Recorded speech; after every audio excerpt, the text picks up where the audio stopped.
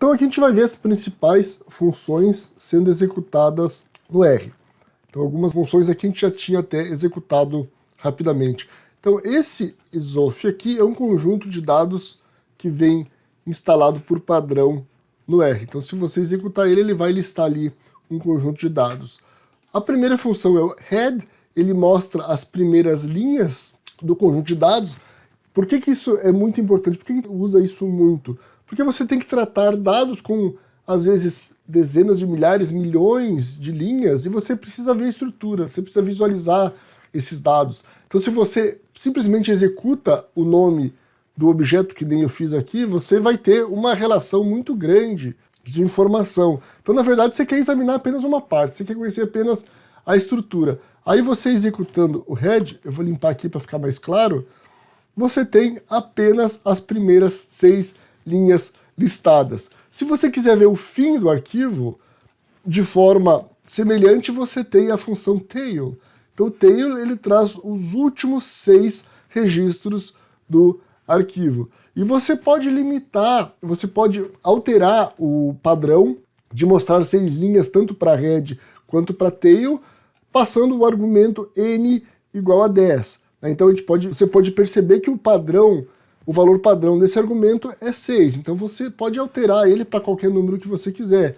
Então, deixa eu limpar aqui de novo. Eu estou dizendo que o head isof com um n igual a 10 e ele me traz as 10 primeiras linhas. Se você não quiser ver a estrutura dos dados, você quer saber apenas a dimensão, quantas dimensões ele tem, em termos de linhas e colunas, você usa a função dim, passando o nome do objeto. Então aqui eu estou executando dim para o mesmo conjunto de dados.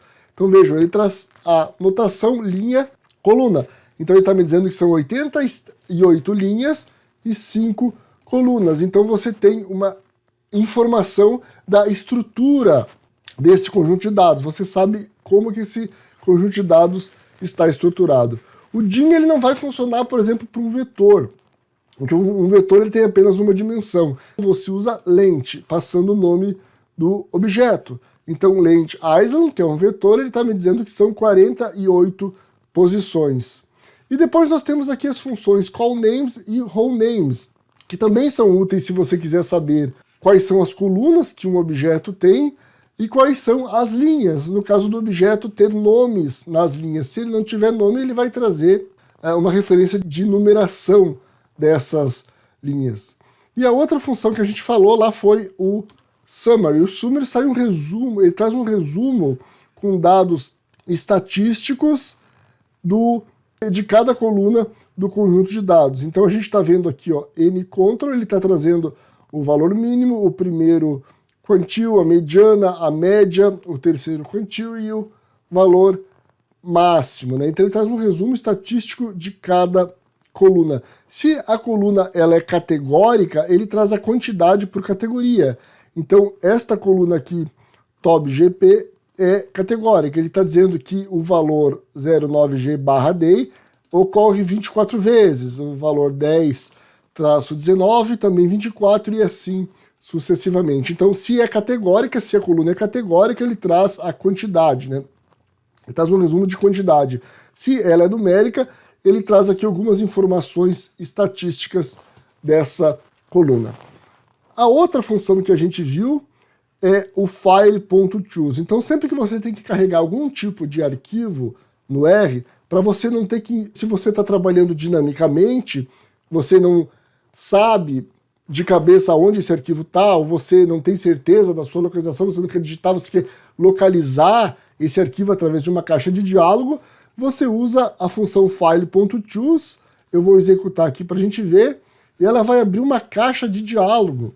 Então nessa caixa de diálogo você pode navegar na estrutura de arquivos do seu computador, você escolhe o arquivo, você clica em abrir, e quando você clicar em abrir, ele vai armazenar na variável aqui o caminho desse arquivo. Então vamos executar aqui, vou limpar, e vou executar aqui a variável x, então vejam, ele trouxe o caminho completo do arquivo. Então, por exemplo, você pode colocar esse file.choose dentro de uma função para importar um conjunto de dados. Então, em vez de você ter que digitar lá o caminho do conjunto de dados ou o nome do arquivo, você bota file.choose e você navega, abre o arquivo e a função vai ter automaticamente o caminho do arquivo.